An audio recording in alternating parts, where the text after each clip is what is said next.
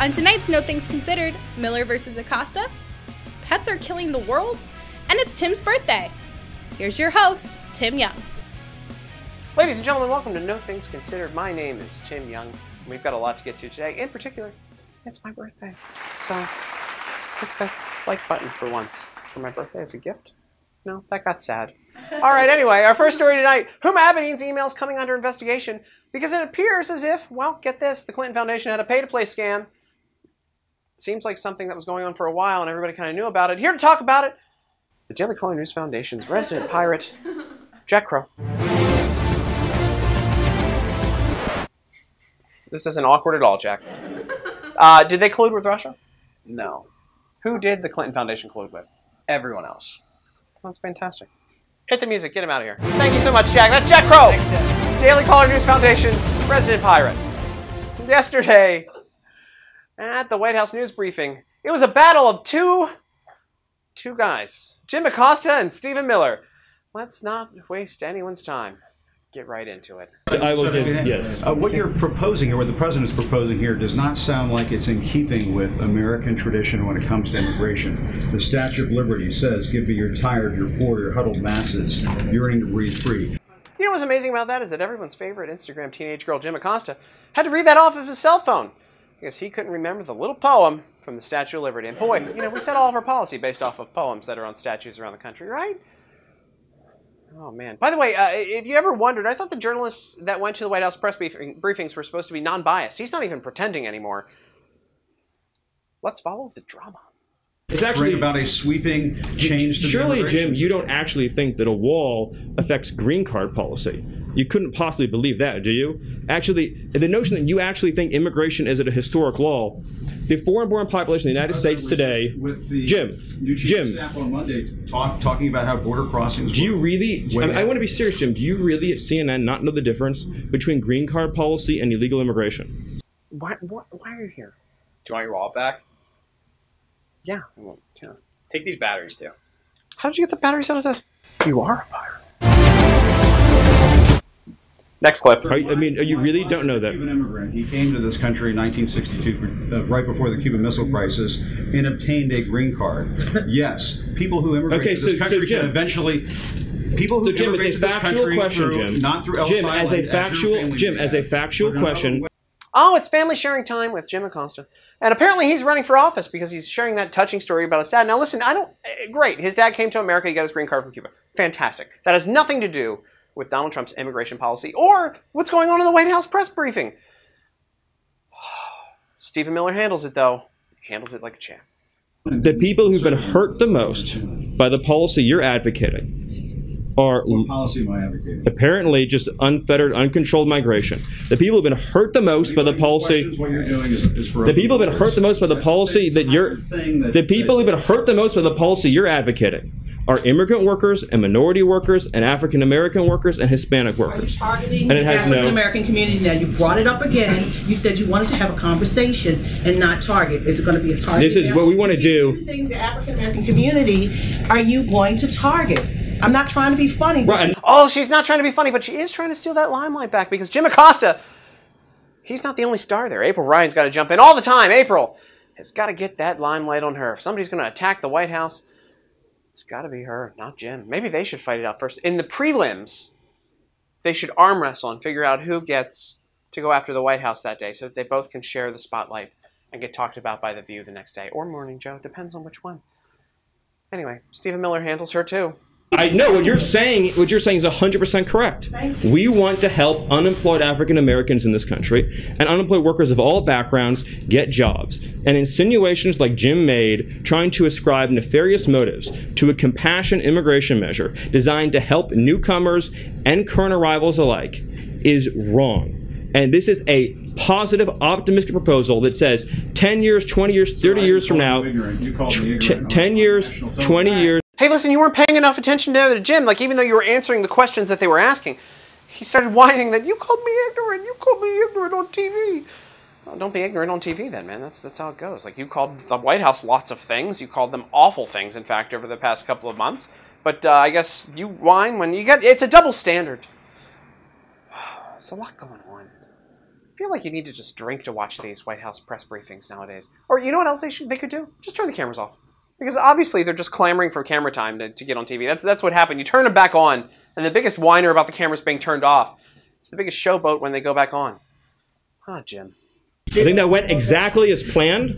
I think that was what Sarah was hoping would happen. I think that was exactly what we were hoping to have happen. Thank you. That's the question. Thanks, Stephen. That's exactly what was supposed to happen. See, he came out and took the beating from Jim Acosta, and Jim was so sleepy, he probably needed to go take a nap, call his girlfriends, see what happened, and see if he got enough screen time for the day. And he didn't have anything left for Sarah Huckabee Sanders. In fact, what the hell happened for the rest of the press briefing? Nobody knows. It ended right there. We all watched it. We turned the channel off. You know, I think they set a Guinness World Record for how many times they said Jim in a short period of time in a White House press briefing. Yesterday, well, it was said a lot. And our fearless intern, Megan Flynn, made this awesome supercut video to show just how many times Jim Acosta's name was mentioned.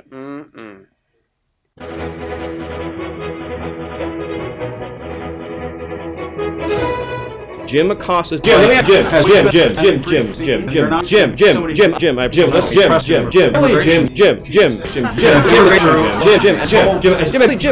Like Jim. I think that was exactly what we were hoping to have happen. Not only was Megan Flynn and the rest of America watching, but Morning Joe was paying attention. And for once, they didn't take the side of the White House. In fact, they said Jim Acosta screwed up. Let me put it this way. Stephen Miller could have done better.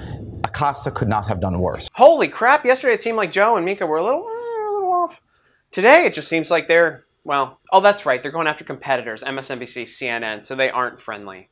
I get it. Okay, there we go. The rest of the panel didn't like what he had to say either. Yeah, it was like Jim. You know, I agree with Jim Acosta, and he's destroying his own argument. Destroying his own argument? Yeah, it did sound like he was destroying his own argument. In fact, Jim just went on a rant. It sounded like, have you ever been outgunned in a debate, or have you ever tried to debate a little kid who had no information about what he was debating with you? Like, cheese is yellow because they color it yellow. No, it's not. It's because it comes from yellow cows. That's literally what it sounded like. And Jim just was staring off, just glistening in the light, the limelight that he desired at the White House press briefing now that the cameras are turned back on after he whined about it.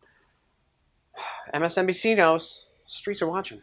The moment that Acosta, I think, went into terrible territory was like lecturing Miller, quoting a poem that he doesn't know, so he was reading it from his notebook, as though this were like a debate between him and a public official, as opposed to being a journalist who was trying to tease out the difficulties and problems with the proposal.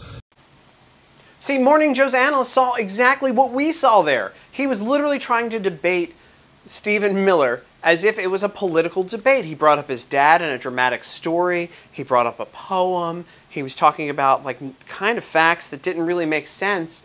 It wasn't a journalist asking questions of the White House. It was just a guy that wanted to pick a fight. And he lost. It sucks. Maybe they should send somebody else to the White House. Didn't Dilly Caller send somebody over to CNN recently? Didn't we lose somebody to CNN that could be a White House correspondent? I forget her name.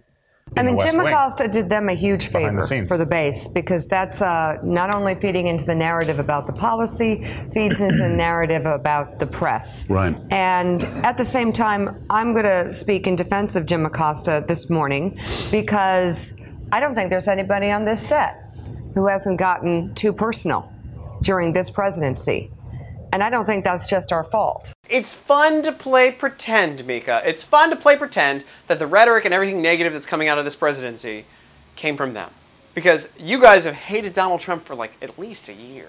Probably a lot longer than that. And I think maybe people here, when you're watching this right now, put in the comments how long you think the media has hated Donald Trump. I think it's been a long time. And this rhetoric has been building for a very long time. And so this picking of fights and this stress that's coming from the media is literally coming.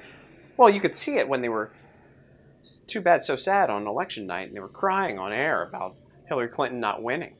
You could see it when they didn't worship the ground he walked on when Donald Trump took office, as opposed to like when President Obama had his first press briefing. He was signing autographs and taking selfies.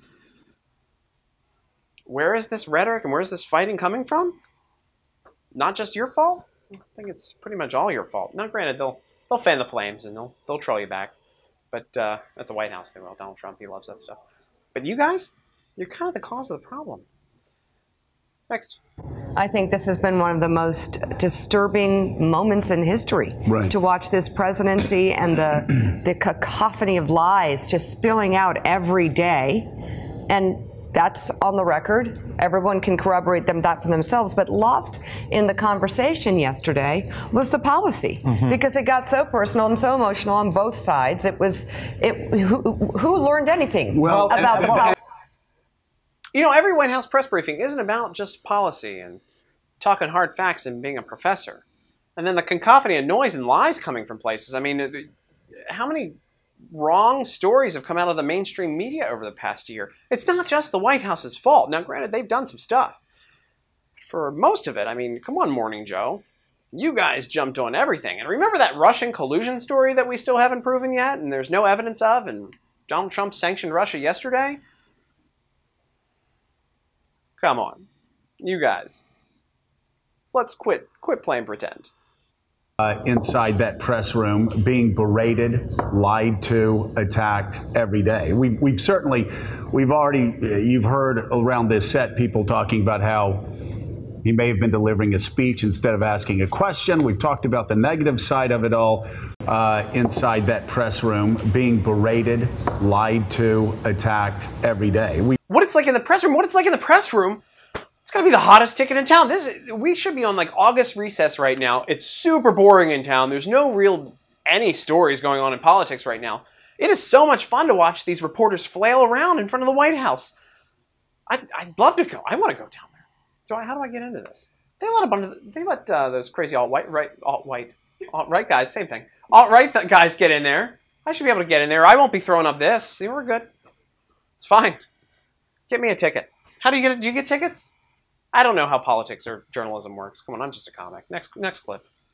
But on the other side of it, how hard is it when you see Stephen Miller going up there with the preconceived notions for reporters sometimes not to let their emotions get the better of them? Reporters letting their emotions get the better of them? What are you kidding me? He's literally having a policy debate. They're supposed to be there asking questions about facts and getting facts out of things, not debating whether or not policy is good. That's not their job. I guess their emotions started to get the better of them on election night. Remember election night? You'd flip through any major network channel and see how sad and depressed everyone was when Donald Trump won and their hero Hillary Clinton didn't. That's when their emotions got the better of them, and they haven't recovered from it yet. It's Trump derangement syndrome. Oh, man.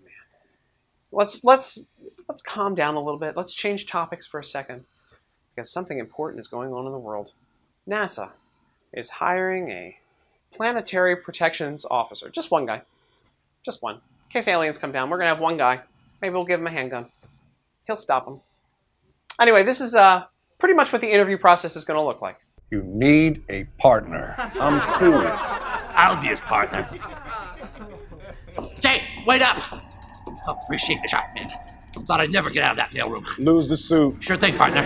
They didn't say whether it had to be a human or an adorable talking pug, but, I figure, hey, it's going to be one person protecting the entire planet from a race of aliens who have the technology to fly here across space. We're dead anyway. You can just have a monkey. Just one person. One person doing it. Fantastic. And finally tonight, according to Phys.org. What the hell is Phys.org? That's one of the interns found it. It's fine. Dogs and cats, your very little pets, causing climate change. They're a big part of the problem of climate. I guess China takes care of it because they're one of the #1 polluters in the world, but they eat cats and dogs, so it balances out. Is that how it works? I don't know. You know what that reminds me of? This. Have you guys ever seen Hazelnut Dog? Look, it's my birthday today, so we're going to throw out with Hazelnut Dog. It's just the most creepy dog videos you'll ever see on Instagram. So we'll throw it out with that, guys. Thank you so much for watching tonight. No Things Considered. My name is Tim Young. We're here every night at 7:30 p.m. Eastern Standard Time on the Daily Caller Facebook page for breaking news and stories. Oh my God. Go to dailycaller.com, dailycallernewsfoundation.org. Click the like button. Click the heart button. Seriously? This is not normal. Click the share button. Thank you so much. I'll see you tomorrow night, 7:30 p.m. Eastern Standard Time.